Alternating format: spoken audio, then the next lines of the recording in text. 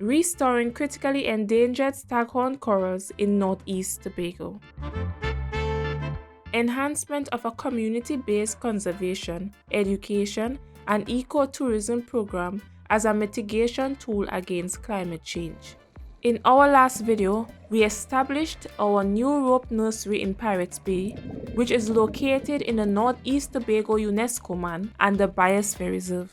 Now the ERIC team is harvesting staghorn coral fragments from donor colonies. We only take a very limited amount from each colony and carefully record their origin so we are able to collect data for our breeding program. The breeding program aims to increase the coral's resilience to climate change by ensuring genetic variability. The ropes are twisted open and the coral fragments are inserted. Here they will grow, and after 6 months we can collect new fragments for outplanting at suitable coastal zone areas in North East Tobago.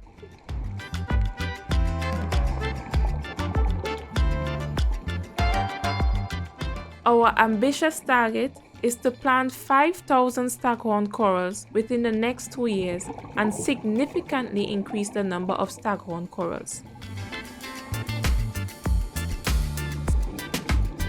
For this project, ERIC Tobago partnered up with the Department of Marine Resources and Fisheries and the Tobago Tourism Agency Limited.